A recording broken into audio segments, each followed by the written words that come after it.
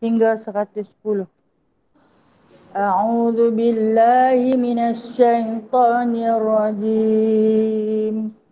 Wa aradna jahannama yawma idzil lil kafirina 'arda alladzina kanat a'yunuhum fi ghita'in 'an dzikri wa kanu la yastati'una sam'a أفحسب الذين كفروا أن يتخذوا عبادي من دوني أولياء إنا أعتدنا جهنم للكافرين نزلا هل ننبئكم بالأخسرين أعمالا الذين ضل سعيهم في الحياة الدنيا وهم يحسبون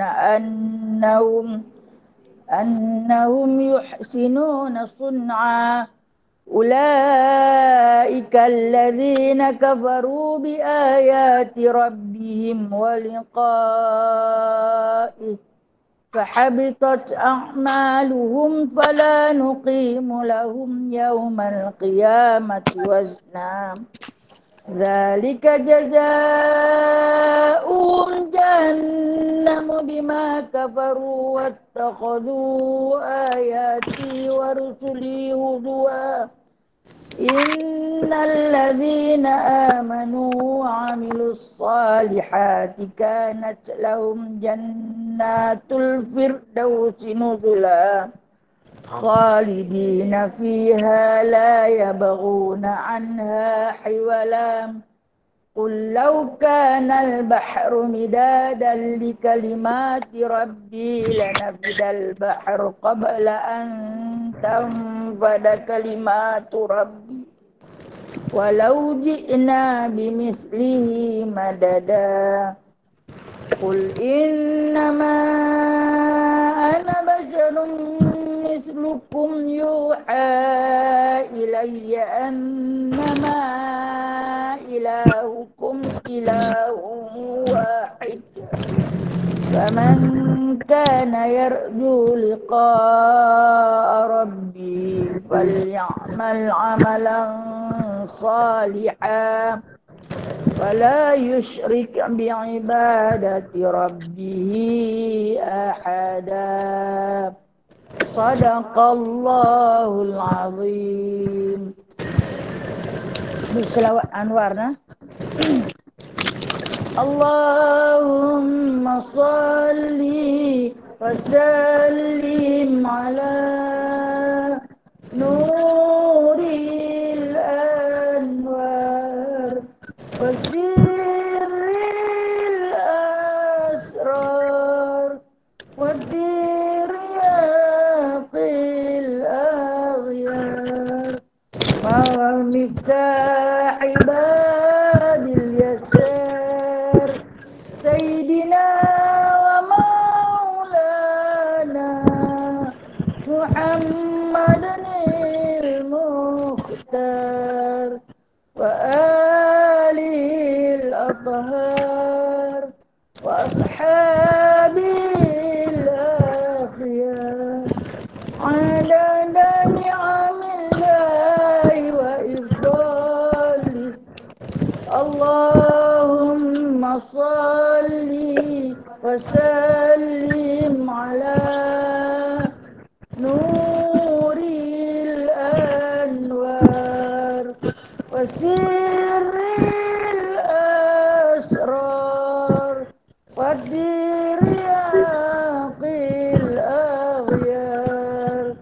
wa miftah babil yasar Sayyidina wa maulana Muhammadan al-Mukhtar wa alil athhar wa ashabil akhyar adada ni'amillahi wa ifdalih Allahumma salli salli wa sallim ala nuril anwar wa sirril asrar wa diryaqil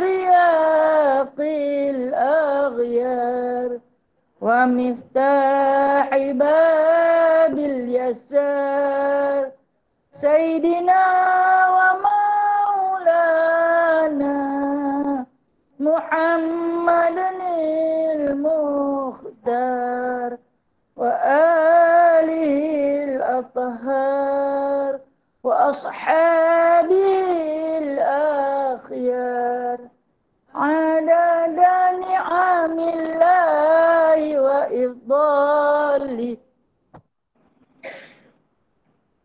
Bismillahirrahmanirrahim. Rabbi syrah li sadri wa yassir li amri wahlul 'uqdatam min lisani yafqahu qawli.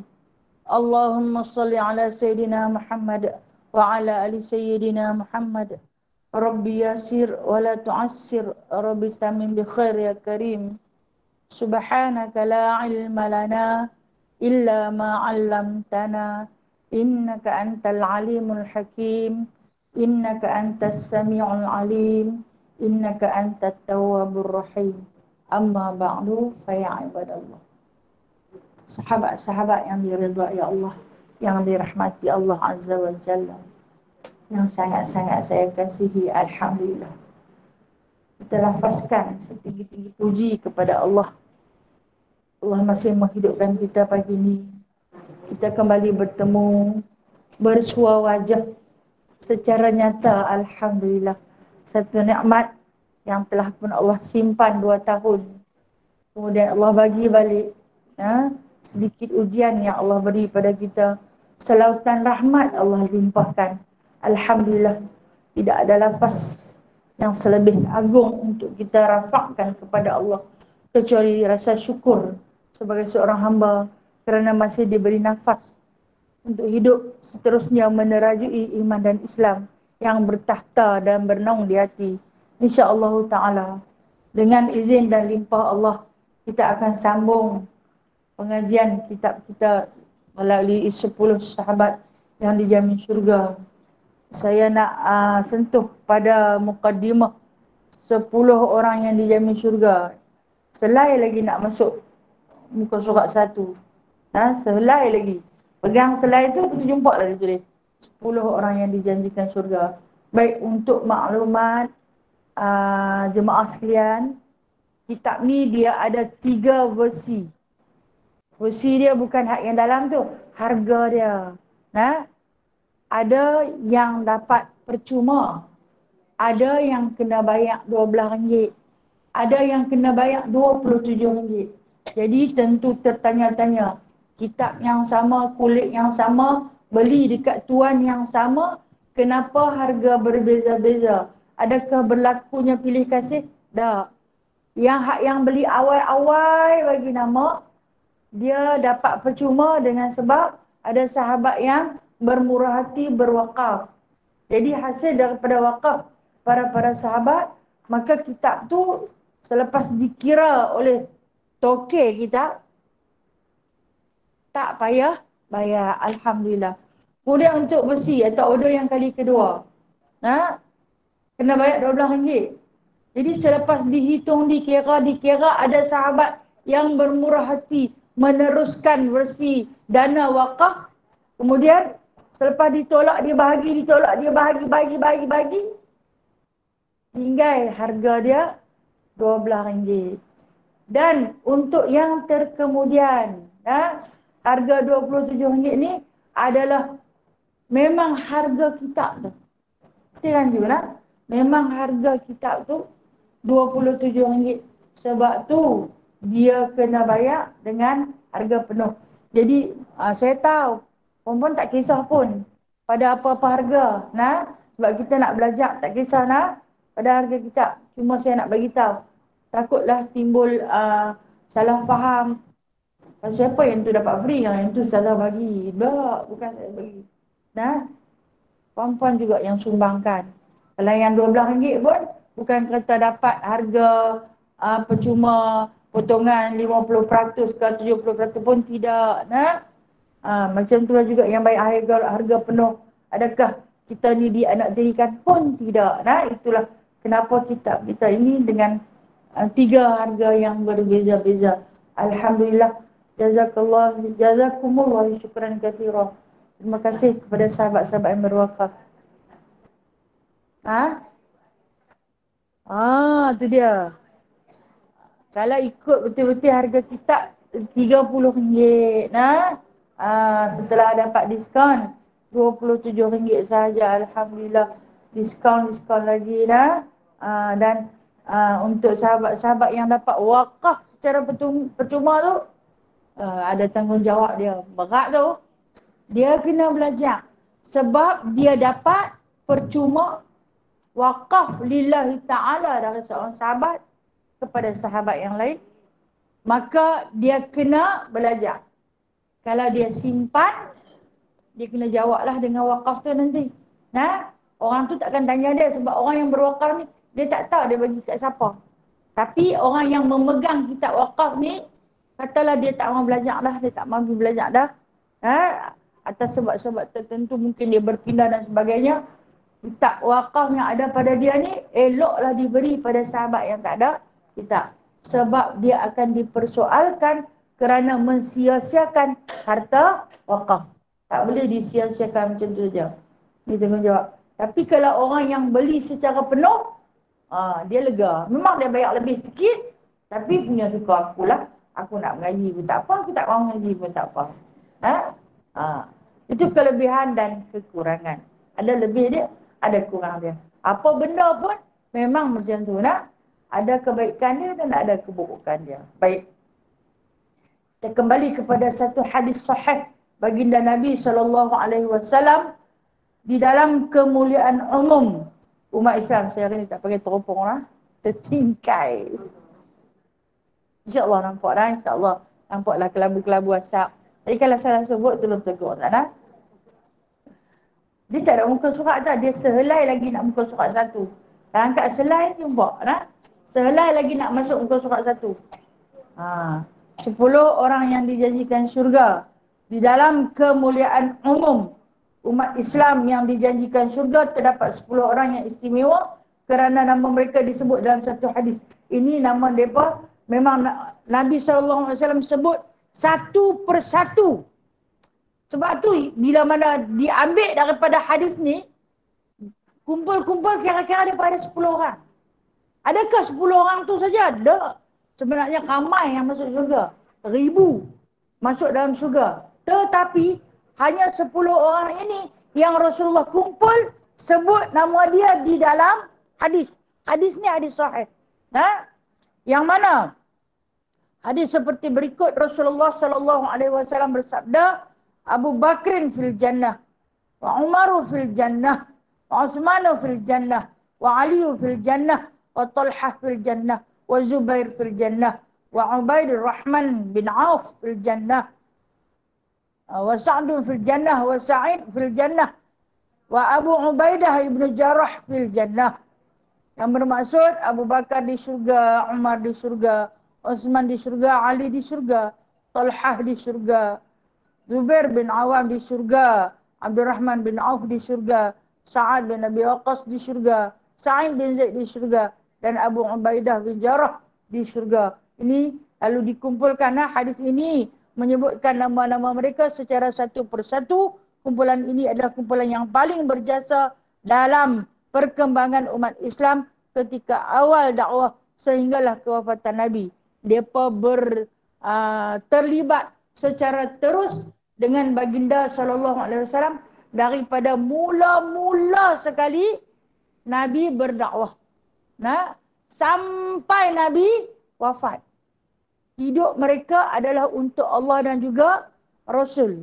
Sebab itulah Nabi sebut hadis ini beberapa kali.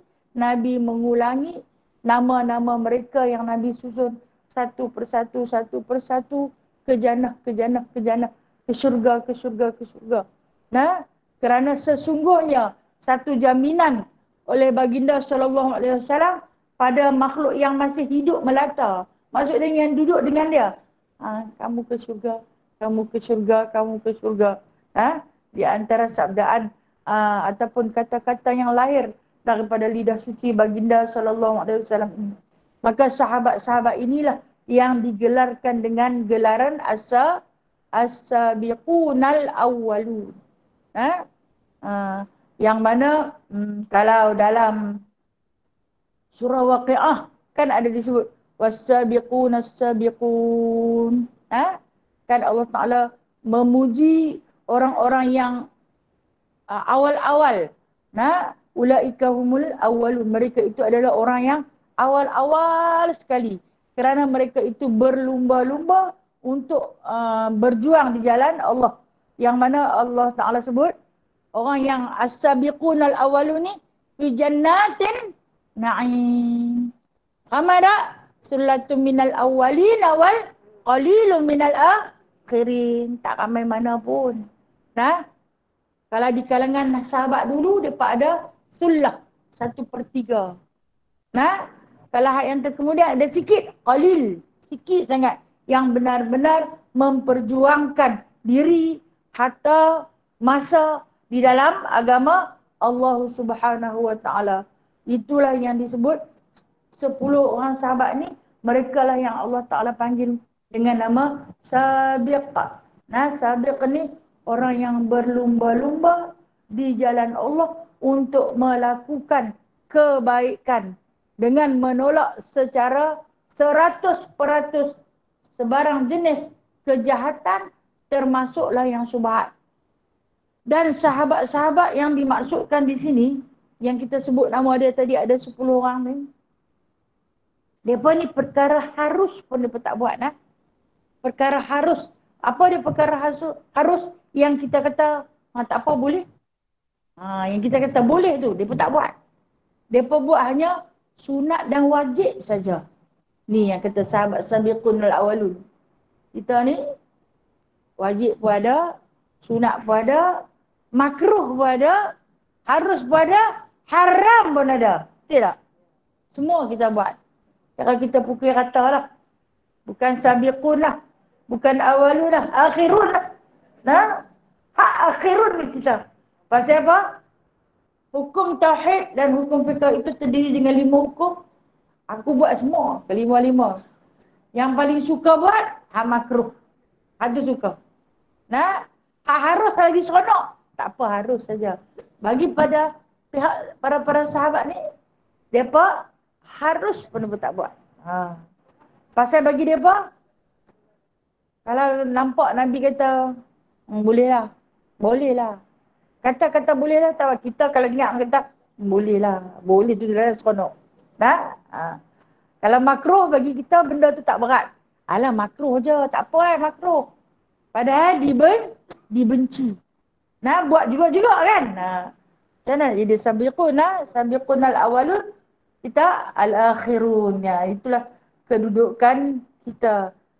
Yang mana disebutkan di sini daripada 1 hingga 10 nama mereka Sayyidina Abu Bakar As-Siddiq radhiyallahu anhu, Sayyidina Umar Al-Khattab radhiyallahu anhu, Sayyidina Utsman bin Affan radhiyallahu anhu, Sayyidina Ali bin Abi Talib radhiyallahu anhu, Sayyidina Zubair bin Awam radhiyallahu anhu, Sayyidina Talha bin Ubaidillah radhiyallahu anhu, Sayyidina Abu Ubaidah Amir bin Jarrah radhiyallahu anhu, Sayyidina Sa'ad bin Abi Waqqas radhiyallahu anhu, Sayyidina Sa'id bin Zaid radhiyallahu anhu.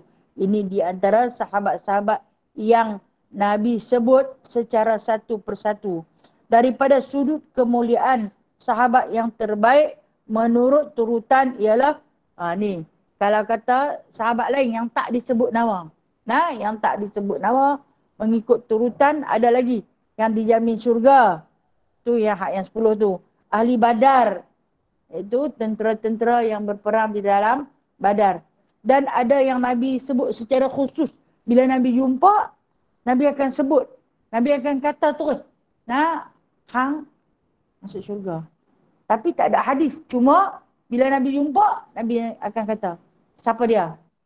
Sayyidatina Khadijah radhiyallahu anha. Beliau ialah seorang isteri kepada baginda sallallahu alaihi wasallam. Kekasih hati, cinta agung Nabi adalah Sayyidatina Khadijah radhiyallahu anha, ketika mana hidupnya dan matinya diperjuangkan, diinfakkan keseluruhannya pada Allah dan juga Rasul, hinggalah ketika turunnya surah Al-Muzammil. Surah Al-Muzammil turun di Mekah.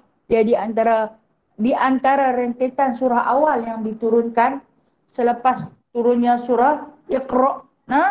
Jadi Rasulullah dikejutkan oleh malaikat Jibril yang membawa wahyu. Allah kata, ya ayyuhal muzammil, wahai orang yang duduk dalam selimut, bangkitlah. Ketika ini Khadijah baru perasan, rupa-rupanya Rasulullah ini didatangi oleh sesuatu yang dia tak tahu apa.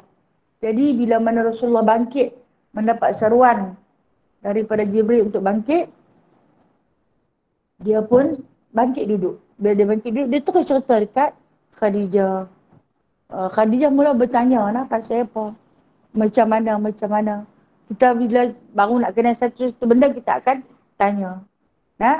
Bila tanya, maka Rasulullah pun cerita. Lepas tu dialah wanita pertama yang memeluk Islam. Dan bermula daripada saat itu dia kata kepada Rasulullah, waktu Rasulullah kata, aku ni tak ada apa-apa untuk diperjuangkan. Maksudnya tak ada harta. Semangat. Kemudian kata Khadijah, akan aku infakkan, akan aku belanjakan apa juga yang ada di dalam diriku, yang menjadi milikku, yang berada di sisiku, sama ada yang aku suka atau yang aku tak suka. Aku akan bagi perhabis. Maka kata Rasulullah, wahai Khadijah, sudut manakah yang tak suka? Sudut manakah yang tak suka? Kata Khadijah, ketika hati aku merasa cemburu apabila wanita-wanita lain memandangmu dengan penuh gairah. Ada sudut yang dia tak suka pada diri dia. Cemburu. Dapat suami segak ni, handsome lah. Bila orang pandang, orang tak pandang sekali. Orang pandang 2-3 kali. Dan ketika itu sudut hati aku tak suka dengan sikap rasa cemburunya. Maka kata Rasulullah, itulah perasaan yang indah yang terbit dari rasa cintamu padaku. Dia terus beriman dengan Rasulullah. Tanpa banyak mempersoalkan. Lepas tu, dia kata dekat Rasulullah, keluarlah. Dia kata, keluarlah, beritahulah dekat siapa-siapa yang boleh beritahu. Bila khabar tu sampai kepada Sayyidina Abu Bakar As-Siddiq, maka Sayyidina Abu Bakar As-Siddiq mai jumpa dengan Rasulullah. Betulkah dia kata macam ni? Ya, aku telah pun dilantik kemarin sebagai Rasulullah. Betul, kata Sayyidina Abu Bakar. Dia tak tanya satu-satunya sahabat di antara 10 sahabat yang masuk dalam senarai ni. Inilah satu-satunya sahabat yang tak bertanya, betulkah hang jadi Rasul, siapa yang main lantik hang? Macam mana hang boleh dilantikkan? Mana dia surat mana dia watikah perlantikan? Dia tak tanya. Dia terus kata, betul. Aku percaya, aku beriman. Lantas terus bersyahadat tanpa rasa berbelah bagi dalam diri dia. Itu Sayyidina Abu Bakar As-Siddiq. Kata Rasulullah sallallahu alaihi wasallam, andai kamu ingin mencintai makhluk manusia yang selain daripada aku, maka cintailah Abu Bakar. Kerana peribadi yang luhur dan murni yang dibawa oleh Abu Bakar. Jangan balik pula pihak kat suami, saya hari ni jatuh cinta kat Abu Bakar. Marah dia sekali lagi dah. Kalau kita kata cinta kat Rasulullah, dia tak marah. Sebab yang tu pun cinta hati dia juga. Tapi kalau kita kata kita cinta kat Abu Bakar, dia malah dia kat Abu Bakar mana pula ni? Abu Bakar As-Siddiq. Dia adalah selain daripada Nabi, dia adalah manusia pertama yang terbaik. Manusia pertama yang terbaik. Jadi dia kata dekat Khadijah, bila dia dah Islam, Rasulullah ni nak dekat siapa? Dua orang dah dapat. Nak pergi cari siapa?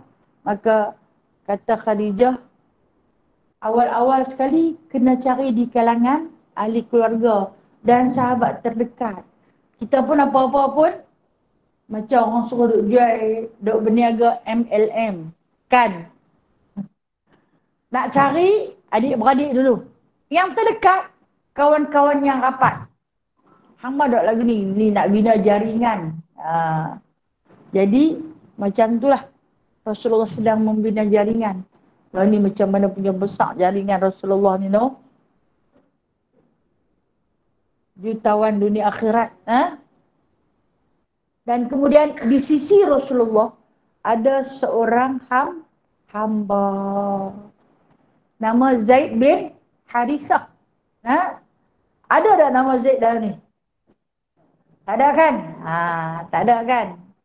Tak ada, dan 10 adakah dia tidak ke syurga? Ya, dia ke syurga. Zaid bin Harithah ini adalah budak perhambaan daripada suku Harith. Suku Harith ni bertempur dengan suku Sa'ad. Bila mereka bergaduh, siapa yang kalah maka akan jadi hamba. Kemudian siapa yang ada duit boleh tebus diri dia sendiri. Zaid ni dia budak masa tu. Dia budak. Dia tak boleh nak tebus diri dia sendiri, dia tak mempunyai apa-apa. Sampailah orang bawa dia pergi ke pasar di Mekah, orang jual. Bila jual, Khadijah beli dia. Waktu ni Khadijah tak masuk Islam lagi. Khadijah beli dia. Zaid ni seorang pemuda yang paling baik. Masa tu dikatakan dia berusia dalam 9 tahun. 9 hingga 10 tahun. Jadi Khadijah beli dia. Bila Khadijah beli dia, dia duduk dengan Khadijah. Dengan rajin kerja. Tak pernah memandang kepada sesuatu yang bukan patut dia pandang. Maksud dia, dia tak pernah tengok secara tepat muka Khadijah, tuan dia tu. Tapi Khadijah layan dia elok-elok. Memiliki peribadi yang cukup luhur.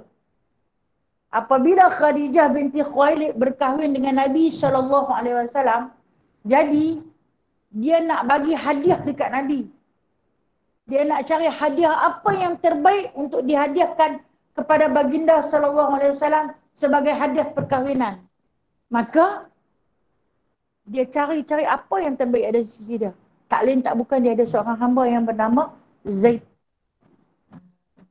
Zaid bin Harithah.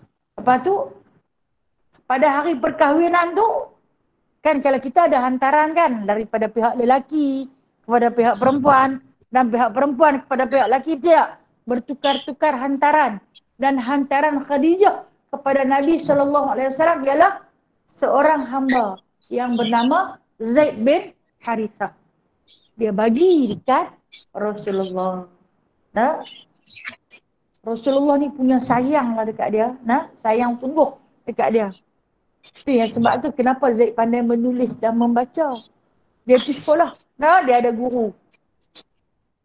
Kemudian, bila dia duduk dengan Rasulullah, bapak dia ni dapat khabar.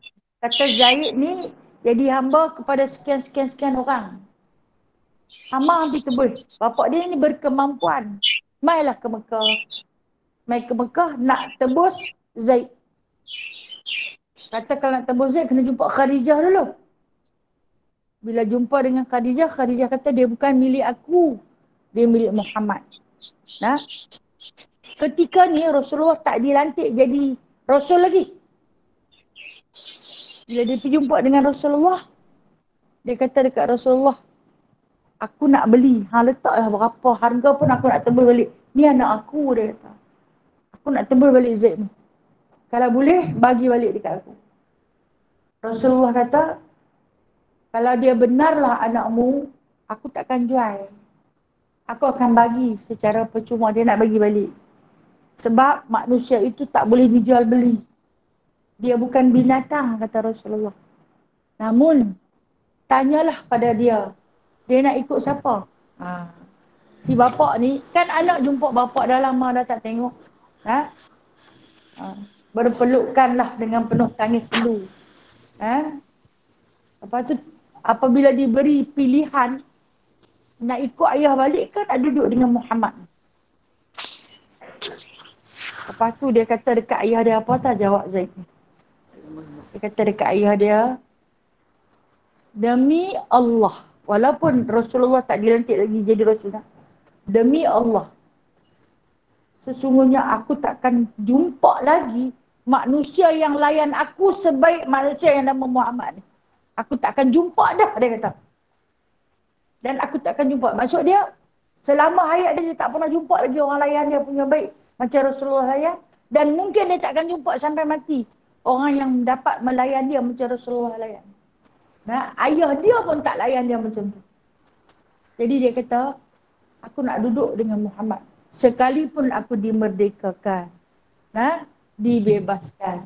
Dia nak duduk juga dengan Rasulullah. Itu punya besarnya peribadi baginda sallallahu alaihi wasallam.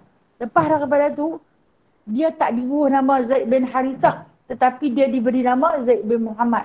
Zaid bin Muhammad. Sampailah turun satu ayat, Allah Ta'ala tegur, tak boleh dibinkan kepada bapa angkat. Nah, tak boleh dibinkan kepada bapa angkat. Allah tegur dalam Al-Quran. Haram, katanya. Tukarkan balik kepada nama bapa dia. Maka ketika itu Rasulullah pun menukarkan kepada Harithah. Ini pun ke surga, tapi tak ada nama Dami. Nah, dan adalah sahabat-sahabat yang lain yang tak disebut, tapi jasa amat besar seperti Abdurrahman bin Auf, ada sebut di sini. Itu ada. Nah, ini di antara jasa yang besar. Dia kalau kata harta dia ni sampai kiamat, kata Rasulullah, tak habis makan, punya kaya. Sampai kiamat tak habis makan. Nah, Allahu Akbar. Nah, okey. Dan Khadijah binti Khuwailid ni, kata Nabi SAW, dia Nabi cakap dengan dia terus. Nabi cakap dengan dia terus ketika mana turunnya Jibril alaihissalam membawa kain kafan. Sebab Khadijah tak ada kain untuk dikafankan. Seorang wanita, dia digelar jutawan yang hartawan, yang dermawan, yang rupawan. Jutawan, dermawan, hartawan, rupawan. Di antara wanita Mekah yang paling cantik, yang dicemburui oleh Ummu Jamil. Ummu Jamil ni siapa? Isteri kepada Abu Lahab. Yang kita duk baca surah Lahab tu kan, Ummu Jamil. Ummu Jamil ni sampai digelar nama Ummu Jamil. Maksud Ummu ni ibu, Jamil segala kecantikan. Maksud dia ratu cantik lah, Ummu Jamil. Tapi kalau dengan Khadijah, kalah lagi dia. Kalah lagi dia. Dia kata Khadijah ni buat lagu mana sampai cantik macam tu. Kalau kita ni nak pergi bedah hidung, bedah telinga, bedah pipi, bedah dahi, bedah dagu, bedah biak mulut, punya nak bagi cantik. Cantik tak? Oh, hai, dah buat bedahan. Tak cantik kan? Lagi-lagi pelik kita tengok lah. Dia pun duk komen sangat apa yang Allah buat. Jadi menjadi satu rasa iri yang tak pernah. Kadang-kadang Ummu Jamil ni sampai tak boleh lena. Fikir pasal apa Khadijah ni cantik daripada aku. Walhal mandat Ummu Jamil tu, Ummu Jamil ni maksud ratu cantik lah nah. Mandat tu dapat dekat aku. Tapi bila duduk-duduk, perempuan-perempuan Mekah ni sembang-sembang, gosip-gosip lah makcik-makcik bawang ni. Dia pun sebut Khadijah cantik lagi. Khadijah cantik lagi. Tak usah marah ke kawan tu kan. Macam kita tengok apa dia, ada satu filem budak-budak dia suka tengok lah. Dia pergi duduk depan cermin ajaib, tanya siapa lagi cantik kan. Cermin, wahai cermin ajaib, siapa lagi cantik kan. Apa dia, Snow White. Saya suka tengok kawan lagu tu dah. Oh, budak-budak tu dah. Jadi ada rasa iri. Walhal kecantikan ni masing-masing punya membawakan. Jadi waktu dia nak wafat ni, rupa-rupanya dia tak ada kain kafan. Habis semua. Hanya ada sehelai pakaian yang menjadi tempat lapik tidur. Firash maksud dia tempat lapik waktu dia tidur, dan kelumbung ataupun hijab, tudung pada waktu dia bangun. Yang itulah tempat lapik tidur dia, yang itulah tudung dia. Punya tak ada baju. Sampailah pada hari kewafatan Khadijah radhiyallahu anha, Rasulullah dapati kain yang tempat lapik tidur dia ni sebagai hijab dia tu, apabila nak tutup mayat dia, Bila ditutup pada bahagian kepala, nampak hujung kaki dia. Rasulullah tarik pada hujung kaki dia, ternampak kepala dia. Rasulullah menangis semau-maunya. Tiba-tiba datang Jibril alaihi salam, bawa kain kafan. Apa di antara ucapan Jibril yang awal-awal? Kan aku dah kata Allah mengirim salam buat Khadijah. Ya, kata Rasulullah. Telah lama dahulu aku dikhabarkan Allah berkirim salam. Setiap kali Jibril bawa wahyu, Jibril nanti kata Allah kirim salam dekat Khadijah. Bila Rasulullah pergi beritahu kepada Khadijah, Allah kirim salam pada kamu. Allah, zat yang paling agung, yang kita duk sembah hari-hari, yang kita duk sujud, yang kita duk rokok, yang kita duk taat. Bila tiba-tiba mengirimkan salam, apa jadi? Bergoncang hati Khadijah, menangis semau-maunya. Apabila salam itu dititipkan daripada Allah Azza wa Jalla, apa rasa wanita ni? Bergetar jantung hati dia. Bila setiap kali masuk wahyu, Jibril akan tinggal. Allah kirim salam pada Khadijah. Masya Allah. Kita ni kalau orang kirim salam, orang katalah raja yang kirim salam pun sudahlah. Hai, mana dia kenal aku? Dia tahu ke aku? Ya Allah, Rabbal Alamin, pentadbir seluruh alam, yang menitipkan salam untuk Khadijah, wanita paling istimewa. Tapi matinya tidak ada kain kafan. Kan di antara kalam yang terakhir yang selalu saya sebut, dia suruh Nabi jual tulang belulang dia kalau laku. Kalau kata nak jadikan jambatan untuk di Nabi seberang belah sana, tak ada jambatan, tak ada kayu, tak ada alat, ambillah tulang belulangku ini, jalinkanlah ia, anyamkahlah ia menjadi jambatan untuk kau seberang ke sungai, untuk menyampaikan dakwah Islam. Yang maksud dia infak pada keseluruhan apa yang ada kepada dia. Wafat di atas ribaan Nabi SAW dengan tangan memegang pada pipi baginda saat wafat dia. Dan waktu roh terpisah daripada jasad, perlahan demi perlahan jari halus yang kurus, kata baginda sallallahu alaihi wasallam, melurut sedikit demi sedikit hingga ke janggutku yang basah, dan seterusnya terkulai ke bawah.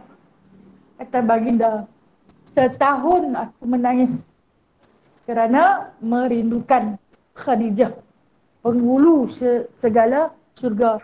Kalau surga itu ada 8 tu, Khadijah lah penghulunya, ditemani oleh Sayyidatina Fatimah, puteri baginda sallallahu alaihi wasallam. Tapi Fatimah ada tak dalam ni? Tak disebutkan.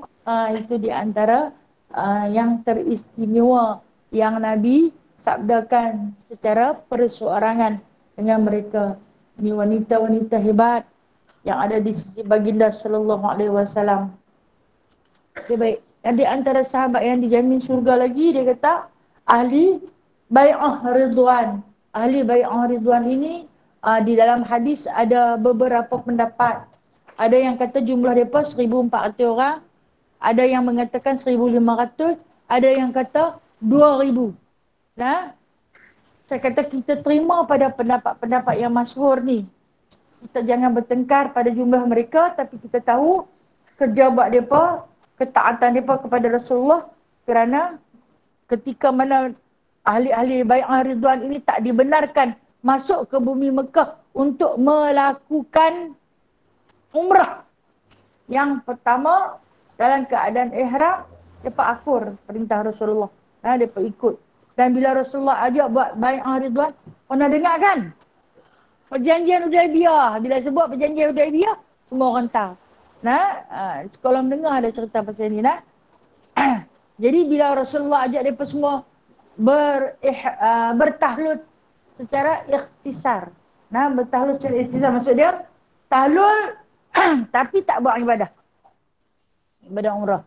Jadi mereka terpaksa ikut. Kemudian kata Nabi SAW, kita kena masuk berperang, mereka ikut. Ini di antara disebut ahli bai'ah ridwan, yang dijamin akan masuk ke syurga bersama dengan Nabi SAW. Kemudian golongan yang keempat juga dipanggil sebagai as-sabiqun, apa dia? Yang menyertai perang bersama Nabi SAW. Tahu tak sepanjang hayat Nabi berapa banyak peperangan yang Nabi ikuti? Tahu tak? Tahu ke tak tahu? Tahu lah juga sikit-sikit kan. Cuma tak tahu lah. Dia ada 7. 7 peperangan yang diikuti oleh baginda SAW bersama-sama dengan para sahabat yang lain. Jadi semua sahabat-sahabat yang ikut berperang ke 7 peperangan yang disertai oleh Nabi ni, kesemua mereka itu ke syurga. Walaupun nama tak tersenarai di antara yang 10 ni, tapi mereka itu semua ke syurga kerana mereka adalah yang sentiasa menyertai peperangan bersama-sama dengan Nabi SAW. Baik, perang yang pertama, perang Badar, berlaku pada tahun kedua Hijrah, berlaku pada bulan Ramadan. Ada yang kata 17 Ramadan. Ada riwayat mengatakan pada 17 Ramadan berlakunya peperangan Badar. Jadi jumlah berapa ramai tentera? 313 orang. Kemarin kita dah cerita tentang Badar. Kemudian peperangan yang kedua yang disertai, yang diketuai oleh baginda SAW, iaitu peperangan Uhud. Peperangan Uhud selang setahun je. Selang setahun. Kalau kata 2, dia 5. Tahun ke-5. Tahun ke-5 Hijrah. Dengan sebab ada kata dia tahun ke-4 Hijrah. Ada yang katakan dengan sebab nak balas dendam. Nak balas dendam. Hindu nak balas dendam sebab bapa dia dibunuh di dalam peperangan Badar, maka dia banyak menaja tentera-tentera musyrikin pada ketika itu dalam peperangan Uhud. Berlaku dalam bulan Syawal. Berapa jumlah tentera muslimin pada ketika ini? Dalam peperangan Uhud, jumlah tentera muslimin adalah seramai 1,000. 1,000 orang. Nak lawan dengan 10,000. Mana boleh no, 1 lawan 10. Tapi boleh no. Kemudian peperangan yang ketiga, peperangan Khandaq. Khandaq ini dipanggil dengan nama parit, nama parit, ataupun disebut juga dengan nama Ahzab. Okey, kalau tadi tadi saya kata tahun ke-5 Hijrah. Sebenarnya Khandaq tahun ke-5 Hijrah. Hak yang tadi Uhud tahun ke-4. Tahun ke-5 berlakunya peperangan Khandaq. Dan Khandaq ni menang berpihak kepada orang-orang Islam. Kemudian peperangan yang keempat, sahabat-sahabat yang ikut perang Khandaq ni semua ke syurga. Peperangan yang keempat yang disebut peperangan Yahudi Bani Quraidah. Peperangan Yahudi Bani Quraidah. Rasulullah SAW mengusir seluruh Yahudi Bani Quraidah yang duduk di dalam negeri Madinah. Waktu perang Khandaq ni, tak silap saya ada cerita di dalam kuliah kita melalui surah Al-Hasyr. Melalui surah Hasyr tentang pengusiran. Bila mereka berjanji dengan Rasulullah, orang Yahudi, dia berjanji dengan Rasulullah. Yahudi dengan puak munafik ni dia beradik lah. Kalau apa-apa berlaku pada Islam, kami akan memperjuangkan sama-sama. Tapi bila mai orang musyrikin ni nak mai berperang dengan Rasulullah dengan jumlah yang ramai, mereka tak pergi. Mereka tak ikut. Mereka duduk dalam rumah. Mereka kata BFP Muhammad mati dengan kuncu-kuncu dia. Mereka berjanji, kami nanti hantar 2,000. Kami buat gelap orang kami 2,000. Muhammad jangan usah kami buat gelap orang kami 2,000. Jadi Rasulullah ni nak tunggulah. Tak main-main. Sebab tu peperangan Khandaq tu makan masa lama.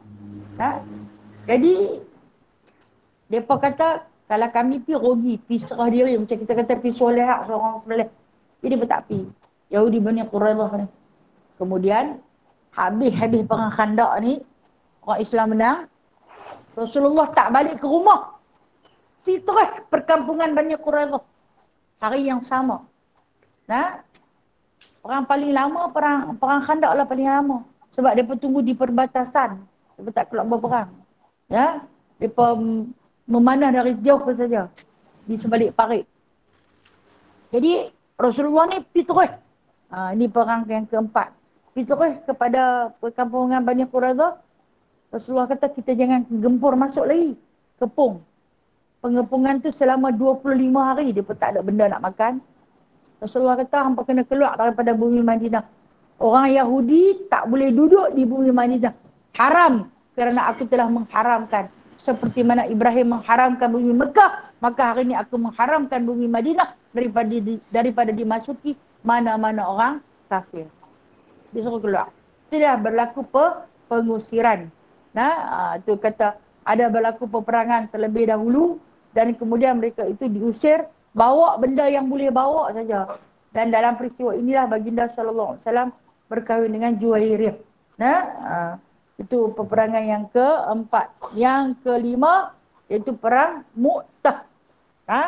Yang diikuti oleh baginda sallallahu alaihi wasallam adalah peperangan Mu'tah, yang mana di dalam peperangan Mu'tah ini Nabi mula melebarkan sayap dakwah baginda.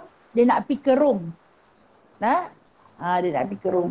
Dalam perang Mu'tah ni, dia hantar surat. Ajak mereka masuk kepada agama Allah, iaitu agama Islam.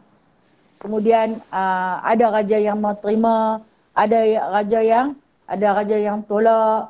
Kemudian mereka nak membela daripada kematian. Mula Rasulullah ni, dia hantar utusan, suruh bawa surat. Seorang sahabat, hantar pergi dekat raja ni, hantar pergi dekat raja ni.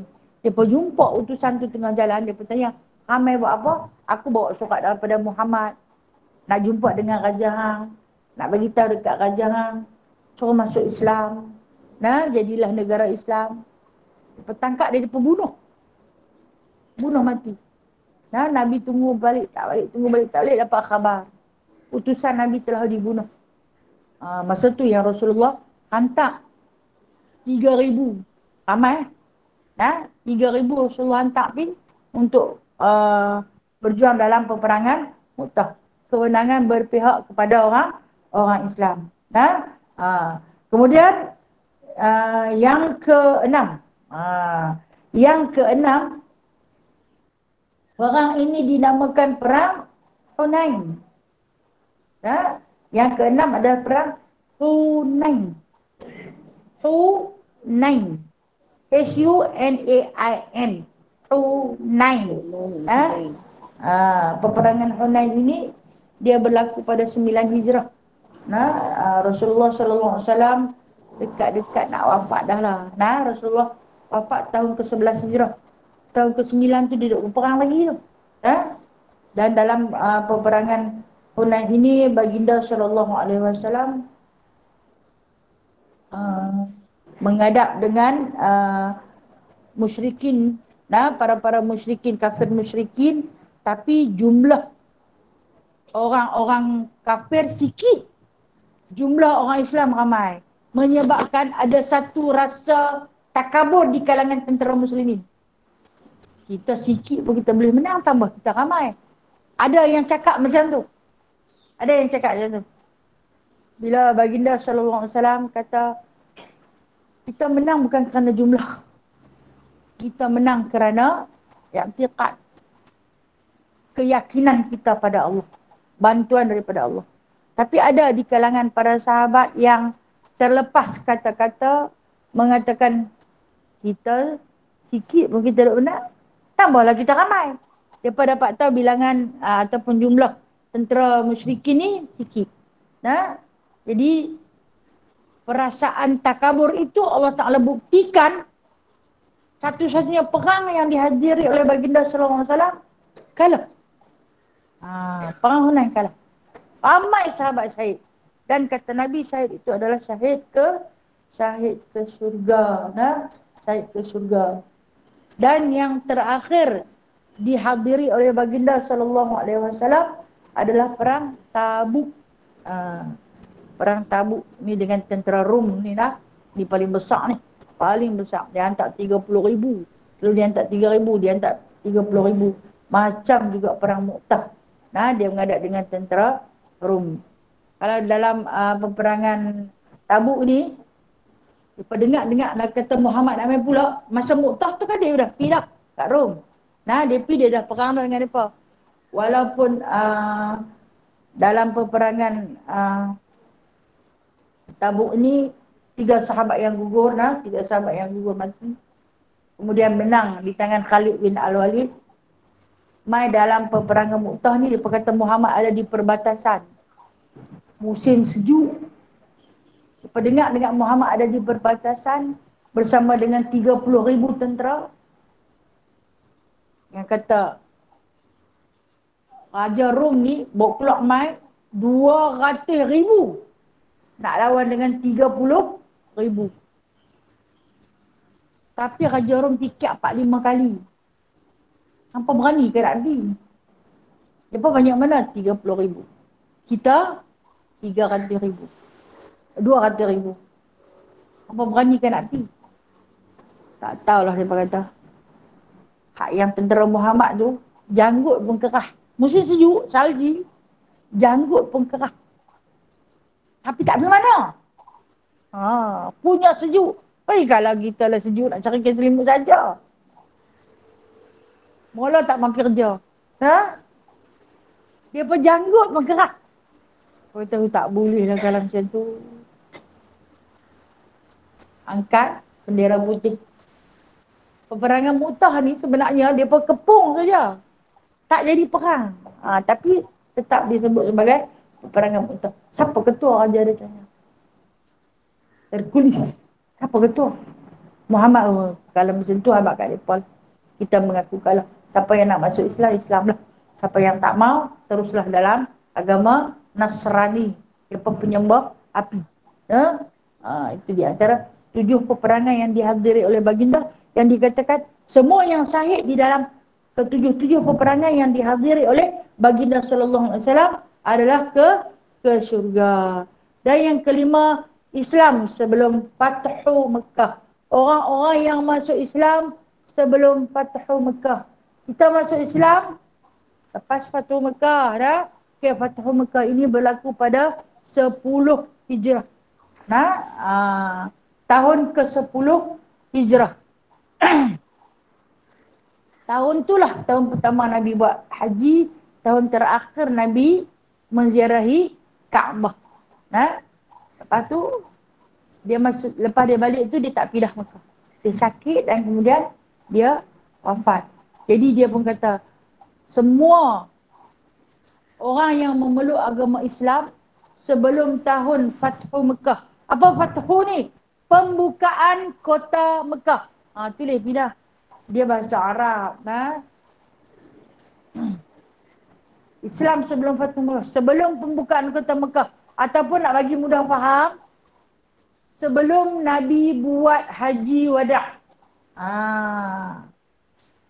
Sebelum Nabi buat haji wada'. Siapa yang masuk Islam sebelum Nabi buat haji wada', maka ke syurgalah tempatnya, kata baginda sallallahu alaihi wasallam. Dan dia kata, adakah 10 orang sahaja dijamin syurga? Tidak, sebenarnya ada sebahagian sahabat Nabi yang lain juga yang disebutkan secara khusus dijamin syurga. Antaranya Ukasyah bin Mihsan. Dia tahu cerita Ukasyah yang nak peluk Nabi, yang nak kucuk perut Nabi tu kan. Sebab dia hanya boleh memandang Nabi dari jauh sahaja. Ada orang kata tu cerita palsu. Macam-macam cerita yang bawa main. Puak-puak Syiah pun dia pelik-pelik juga depan ni. Satu puak yang tak berapa redha dengan perjuangan baginda sallallahu alaihi wasallam, puak Syiah lah. Dia lah main. Yang tu cerita palsu, yang tu cerita pembohong.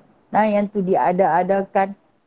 Puak Syiah ni dia paling benci sekali kepada Abu Bakar As-Siddiq, Umar Al-Khattab, Osman, Sayyidatina Aisyah. Dia cukup benci. Khadijah dia pun tak kacau. Aisyah dia pun benci sangat. Walhal tu semua kesayangan Nabi . Tapi dia pun benci. Kemudian apa-apa juga cerita-cerita ni mula dia ada pendapat. Ini cerita pemung, ini cerita tak kena, ini cerita tak betul. Kita hak yang tak ada apa-apa basic, yang tak kena apa ni terus percaya. Nah, jangan mudah terpengaruh. Nah. Hari ni dunia penuh fitnah. Nah. Ni Ukasyah. Dan kemudian Bilal bin Rabah. Kan Bilal bin Rabah tak tersenarai nama dia. 1 hingga 10. Tapi dijamin syurga sebab apa? Kan Rasulullah turun daripada Isra' Mi'raj. Tak? Dia turun daripada Isra' Mi'raj Rasulullah tak? Ha? Aku dengar orang berjalan dalam tu. Aku heran. Aku tanya kepada Jibril. Kata aku penghulu syurga. Manusia pertama yang menjejakkan kaki ke dalam syurga. Tapi ada orang duk jalan dalam tu. Siapa dia? Jibril kata itulah bunyi tapak kaki Bilal bin Rabah. Dia kata Bilal tak ada kasut pun. Kasut pun tak ada Bilal tu. Nah.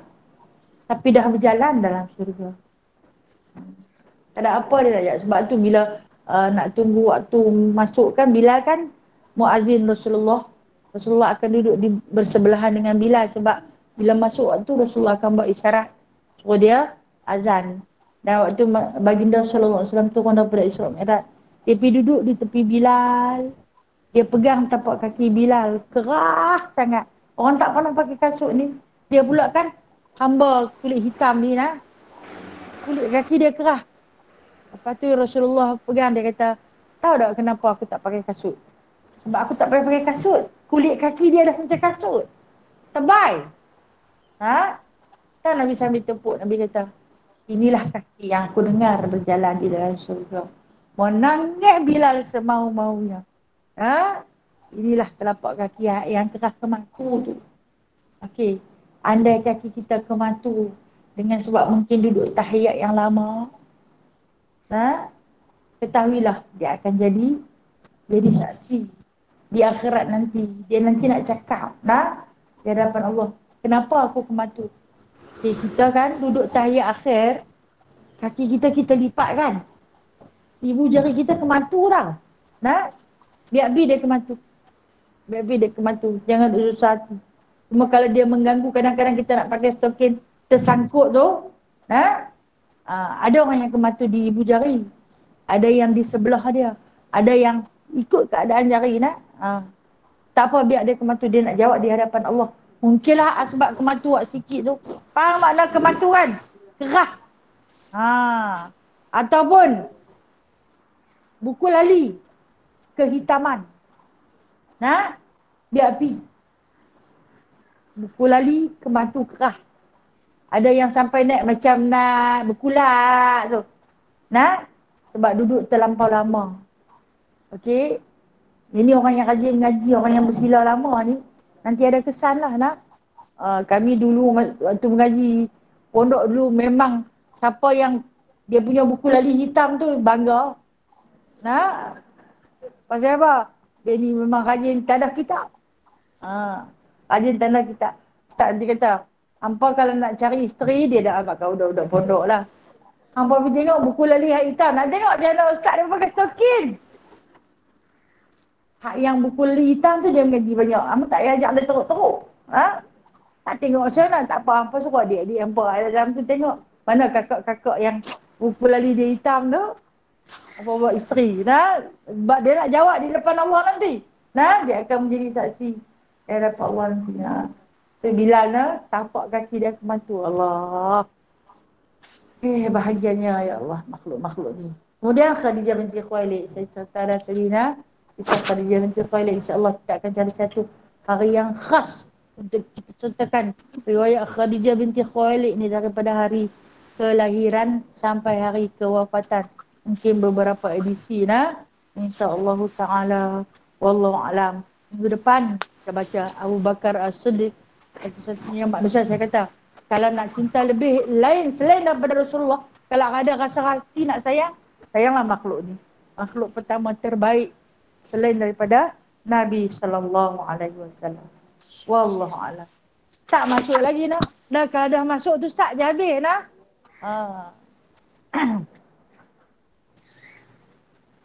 Ada soalan nak tanya? Ya, silakan. Saya tak clear Kak Syah tarik. Ha.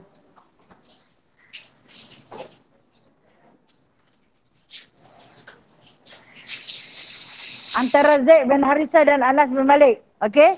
Apa dia? Siapakah? Okey. Antara Zaid bin Harithah dengan Anas bin Malik. Kedua-duanya ialah hamba tau. Nah, kedua-duanya ialah hamba. Siapa yang duduk dulu? Zaid bin Harithah yang duduk dulu dengan Nabi SAW. Nah, Anas bin Malik dia duduk di Madinah. Rasulullah sampai di Madinah, mak dia hadiah dekat Rasulullah. Nah, sementara Zaid bin Harithah ni, waktu Rasulullah umur 25 tahun, dia ni Khadijah hadiah sebagai hadiah perkahwinan kepada Rasulullah. Jadi dia duduklah, dia yang paling lama duduk dengan Rasulullah, yang jadi anak Rasulullah terus. Sementara Anas bin Malik menjadi budak suruhan. Dan Nabi buat anak. Cuma beza di antara keduanya, Zaid bin Harithah ni pernah menyandang mandat bin Muhammad. Zaid bin Muhammad. Sampailah kepada satu waktu yang tertentu yang dikatakan hampir 15 tahun dia duduk Zaid bin Muhammad. Kan dia di antara yang sekolah. Nah, dia akan Zaid bin Muhammad. Disepakati oleh puak-puak musyrikin ketika tu, Zaid ni memang anak Muhammad. Sampailah Allah Ta'ala turunkan ayat haramkan. Sementara Anas bin Malik ni waktu Rasulullah dah pindah. Umur Rasulullah 53 tahun Rasulullah pergi berhijrah ke Madinah. Jadi nampaklah yang Zaid ni umur Nabi 25 tahun. Jadi kedua-duanya sebenarnya asal daripada hamba Rasulullah sallallahu alaihi wasallam. Baik. Ada soalan? Sebenarnya banyak soalan nak tanya noh. Tambah tentang sahabat. Kadang-kadang kita pening. Nama mereka hampir sama noh. Hak yang nama Sa'id pun berlambak. Nah. Tak apalah. Kita kenal sikit-sikit pun jadilah nak.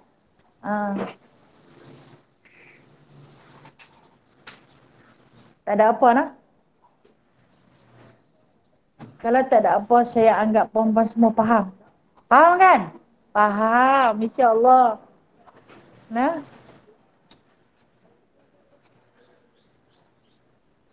Nombor 4.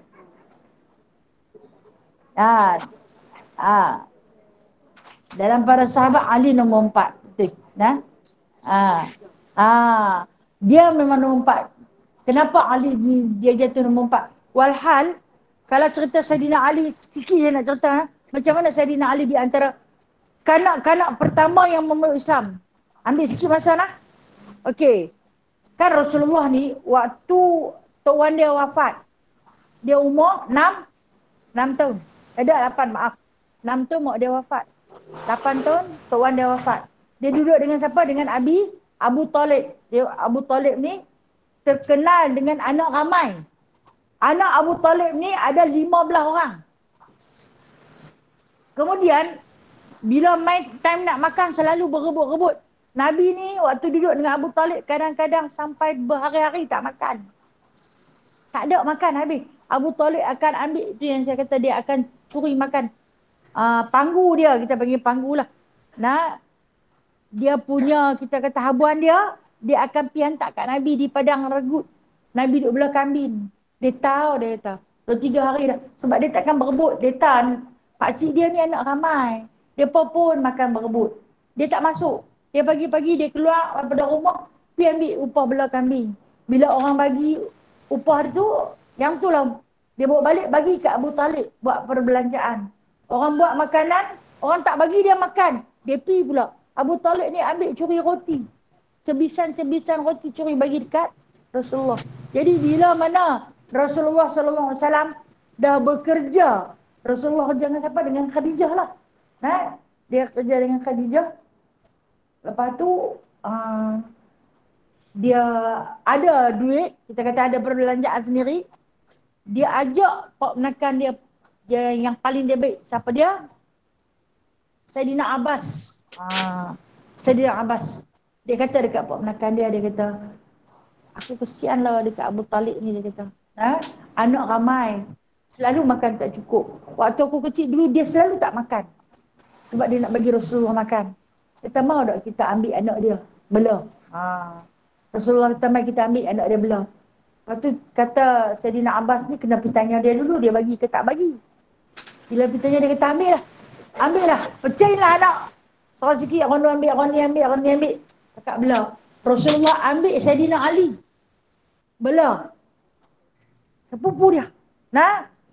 Tu yang di antara kanak-kanak pertama yang memeluk Islam. Sebab dia duduk dengan Rasulullah. Berkawan dengan Zaid bin Harithah. Pasal itulah dia berdua-dua pandai tulis, pandai baca. Rasulullah bagi pendidikan. Dan bila mana Zaid bin Harithah ni masuk Islam, sat lagi tu Sayyidina Ali pun ikut sama. Tapi kalau ranking 10 orang sahabat, dia duduk nombor 4. Dia duduk nombor 4. Rasulullah lebih mendahului Abu Bakar, Umar, Osman, dan kemudian baru dia bawa datang Ali. Wallahualam.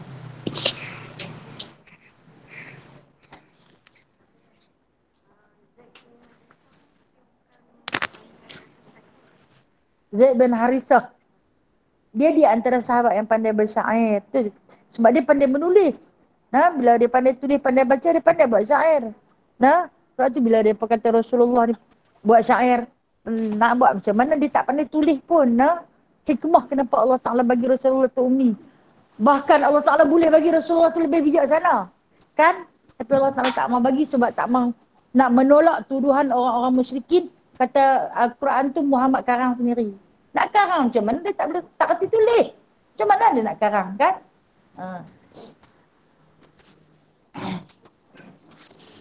Habis nak? Habis saya sudah lunas, saya minta ampun. Minta maaf banyak-banyak. Andai apa yang saya ceritakan tadi lain daripada apa yang termaktub dalam Al-Hadis dan juga Sirah Nabi SAW. A'udzubillahi minasyaitonirrajim. Bismillahirrahmanirrahim. Alhamdulillahirabbil alamin. Hamdan katsira, hamdan yuwafi ni'amahu wa yukafi'u mazidah. Ya Rabbana lakal hamdu kama yanbaghi li jalali wajhikal karim wa 'azimi sultanik. Allahumma inna nas'aluka imanan kamila wa nas'aluka qalban khashi'a wa nas'aluka yaqinan sadiqa wa nas'aluka al-'afiyata min kulli baliyah wa nas'aluka tamamal ghina 'anil nas wa hab lana haqiqatal iman bika hatta la nakhafa wa la narju ghairaka wa la na'budu syai'an siwaka. Ya musabbibal asbab, ya fatihal abwab, ya sami'al aswat, ya qadiyal hajat, ya mujibad da'awat, ij'alna minan najihin. Allahumma arzuqna qablal mauti taubatan, wa indal mauti syahadatan, wa ba'dal mauti jannata wa na'ima, ya arhamar rahimin. Wa sallallahu ala sayyidina Muhammadin wa ala alihi wa sahbihi wa baraka wa sallam. Walhamdulillahi rabbil alamin. Taqabbalallahu minkum minna wa minkum taqabbal ya karim. Kita berpisah dengan sallu ala Nabi. Terima kasih. Sallallahu alaihi wasallam. Terima kasih semua. Terima kasih Ustazah. Sallallahu ala Muhammad. Sallallahu alaihi wasallam. Sallallahu ala Muhammad. Sallallahu alaihi wasallam. Ya Nabi salam alaika, ya Rasul salam alaika, ya Habib salam alaika, salawatullah alaika. Sallallahu ala Muhammad. Sallallahu alaihi wasallam. Sallallahu ala Muhammad. Sallallahu alaihi wasallam. Assalamualaikum warahmatullahi wabarakatuh.